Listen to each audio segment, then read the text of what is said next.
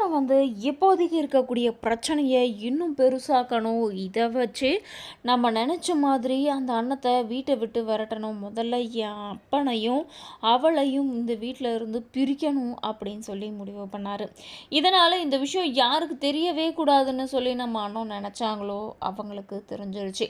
அதாவது நம்ம அண்ணத்துடைய அப்பா அம்மா சின்ன பொண்ணுக்கும் சாமிதுரைக்கும் நம்ம கார்த்திக் லஞ்சம் வாங்கியிருக்கான் அப்படின்ற விஷயம் தெரிஞ்சிருச்சு. இதை வச்சு நீங்கள் ஊர் மக்கள் எல்லாரையும் கூட்டிகிட்டு இங்கே பிரச்சனை படுத்தணும். என் அப்பனையும் என் உன் பொண்ணையும் இங்கேருந்து அவமானப்படுத்தி உன் பொண்ணை உன் கூடவே இழுத்துட்டு போயிடணும் அப்படின்னலாம் சொல்லி சரவணன் ஒரு பிளானை போட்டு எதிர்பார்த்து காத்துக்கிட்டு இருக்காரு. இந்த சாமிதுரை எப்போ வருவாருன்னு சொல்லிக்கிட்டு எப்போதான் அப்படி காத்துட்டு இருந்தாரோ தெரியல. சாமிதுரை இருந்துக்கிட்டு இந்த வாத்தியார் மகன் செஞ்சுருக்கிற வேலையை பாருங்கள், லஞ்சம் வாங்கி என் பிள்ளையோடைய பேரையும் அவளுடைய வாழ்க்கையும் அழிக்க பார்த்துருக்கான். அவள் லஞ்சம் வாங்கினதுக்கு என் பிள்ளை எதுக்காக அந்த வீட்டில் இருந்து தண்டனை அனுபவிக்கணும்? ஒழுங்காக எல்லாரும் நியாயத்தை கேளுங்க. நீங்கள் தானே நியாயம்னு சொல்லி கல்யாணம் பண்ணி வச்சுங்க. எனக்கு பிடிக்கலன்னா கூட நீங்கள் ஊர் மக்கள் எல்லாம் ஒன்று சேர்ந்து தானே இந்த கல்யாணத்தை நடத்துனீங்க. இப்போ நீங்களே ஒரு நியாயத்தை கேட்டு என் பொண்ணுடைய வாழ்க்கைக்கு ஒரு விடிவு காலத்தை ஏற்படுத்தி கொடுங்க அப்படின்னு சொல்லிட்டு ஊர் மக்களை கூப்பிட்டுக்கிட்டு வராங்க.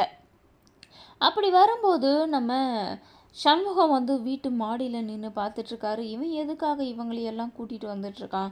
இப்போ என்ன பிரச்சனை பண்ண போகிறானோ தெரியலையே. இதை வச்சு இன்னொரு புது பிரச்சனையை ஆரம்பிக்க போகிறான் அப்படின்னு சொல்லி சண்முகத்துக்கு நல்லாவே தெரிஞ்சிருச்சு. இன்னொரு பக்கம் என்ன ஆகுதுன்னு பார்த்தீங்கன்னா, நம்ம அண்ணன் தனத்துக்கிட்ட இந்த பிரச்சனை எல்லாத்துக்கும் காரணம் ரம்யா தான்.